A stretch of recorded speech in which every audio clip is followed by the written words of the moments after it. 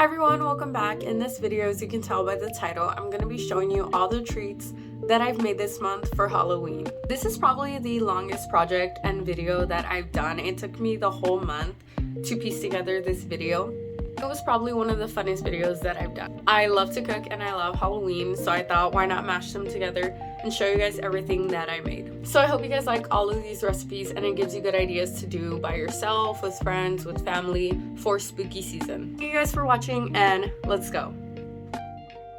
For the first snack we are making is caramel apples. I pronounce it caramel. I know a lot of people pronounce it caramel, but this is the brand that I am using and I got it from Albertsons. So to start off with, I am going to peel this apple and I believe it is a Gala apple. Traditionally, caramel apples are whole, but I do like to slice them. It just makes them easier to eat in my opinion. So that is what I am doing. And then I'm going to melt some caramel on the stove top. It gets hot very quick, so you want to put it at a low temperature. And I am adding a tiny bit of water just to loosen up the sauce, as well as pouring it into a bowl for dipping.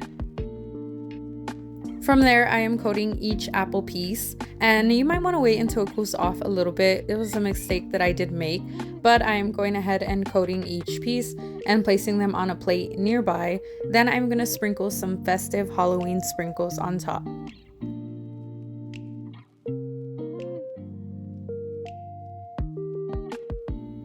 For this, I have two kinds of sprinkles, one that has like googly eyes and beads in it, and one that is just pure sphere sprinkles.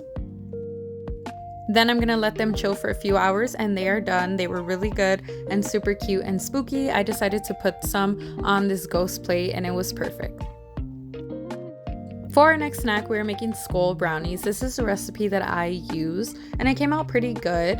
I am also using a skull cake pan. That is probably necessary to make a skull brownie cake, but that's what I'm using.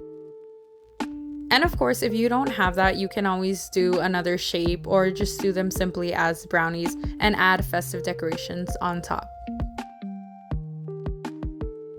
I am preheating my oven while I'm getting the ingredients ready, and for my brownies I like to top them with walnuts, so I'm chopping them a little bit smaller and I'm gonna add them to the brownie mix.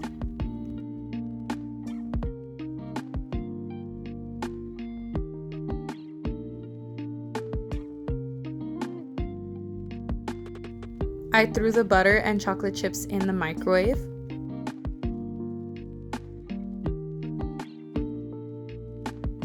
And now, of course, I'm cracking and adding in my eggs to the mixture.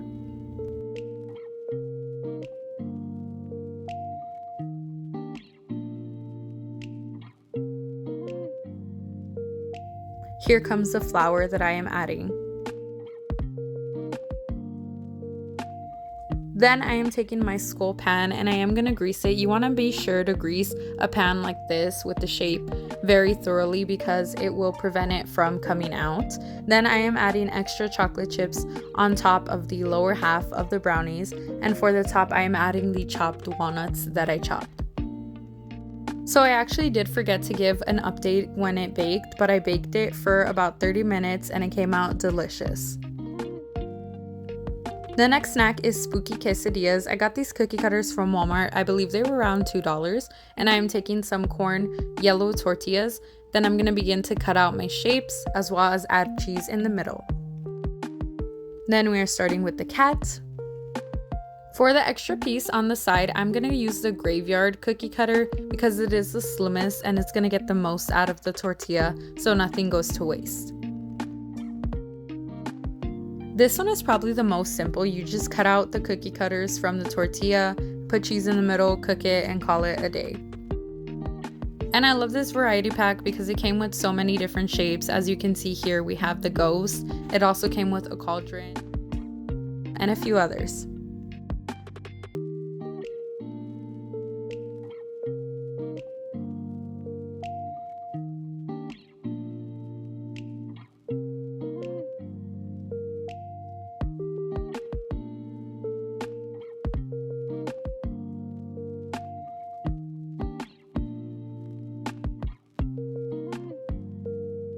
So to demonstrate, I am taking the pumpkin and the tombstones and I'm just adding some cheese in the middle, and I am gonna fold them up and grill them. Once again, super easy and delicious. So for this next one, I'm gonna use some of the tortilla shapes that I cut out for the other one, and I'm heating up a little pot of oil and just simply frying them until golden brown. Super delicious and yummy. This next one was probably my favorite one that I did because it's more like a meal as opposed to just a snack. But I'm taking some crescent dough and sealing together the middle to make a bigger piece. I'm going to be making spooky pizzas. One of them is going to be shaped as a jack-o'-lantern and one of them is going to be shaped as a ghost. So it's pretty simple. As you can see, you just make the shape that you want and you go ahead and put some sauce of your choice as well as toppings of your choice. I went really simple with just some cheese and pepperonis that I cut up to be a little bit smaller. I didn't show, but I also used the cookie cutters with some leftover dough and made very mini pizzas. I did a jack-o'-lantern and a cat and they were so adorable. I don't remember how long I cooked them. I believe it was less than 20 minutes, but I did them in the oven at 350. And this is how my plate came out with some nachos. It was perfect for this lovely fall day, and I ate my nachos with buffalo chicken dip on the side. So this was mine and my family's table as we were eating our spooky snacks and watching a spooky movie. Everything was so delicious. This next one is more of a meal and it is a spooky grilled cheese. Super easy, just take one piece of bread and cut out a face or a shape, or you can use a cookie cutter as well.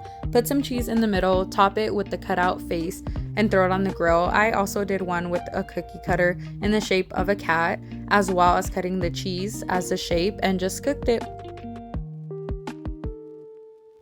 So this next one did not come out exactly how I wanted it, but it is chocolate spider webs. I've seen them all over TikTok and they look really good. I made them once before this and it came out a little bit better. So all you do is just take some pretzel rods. I cut them in half to make them mini.